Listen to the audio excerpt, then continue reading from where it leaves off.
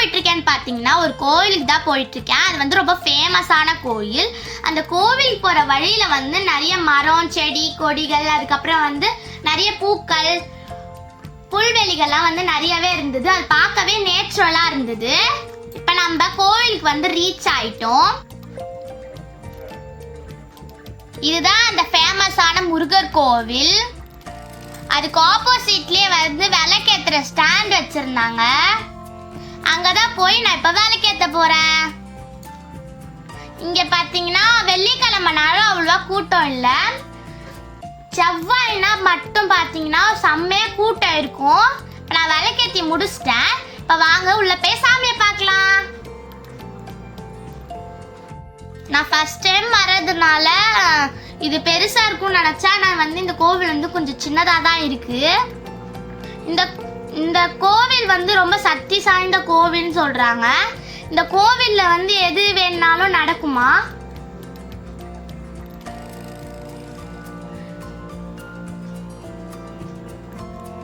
கூட்டம் வந்து கொஞ்சம் கம்மியா தான் இருந்தது. அதனால நான் இங்க ஈஸியா உள்ள போய் சாமியை பார்த்துட்டோம். இதுதான் அந்த சாமி முருகர். பாருங்க எவ்வளவு அழகா இருக்காருன்ட்டு.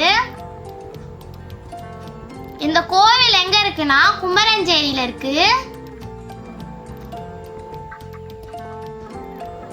முருகரை பாருங்க எவ்வளவு பூவெல்லாம் அழகா ரெடி பண்ணிருக்காங்க. பார்க்கவே ரொம்ப அழகா இருந்தது.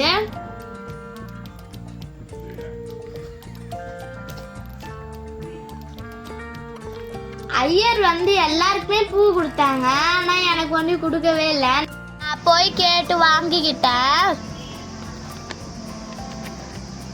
இந்த சாமியை கும்பிட்டோம். பக்கத்துலயே ஒரு சாமி இருந்தாரு. அவரையும் கும்பிட்டு நாங்க வெளியில வந்துட்டோம்.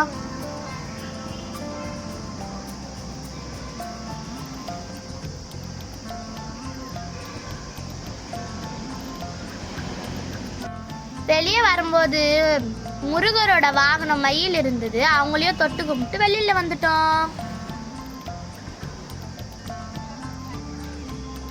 நான் சாமி கும்பிட்டு வெளியில வந்துட்டேன். இந்த வீடியோ உங்களுக்கு பிடிச்சிருந்தா மறக்காம ட்விங்கிள் வேர்ல்ட் ரோஜா பிரீத்திக்கு லைக் பண்ணுங்க, ஷேர் பண்ணுங்க, சப்ஸ்கிரைப் பண்ணுங்க.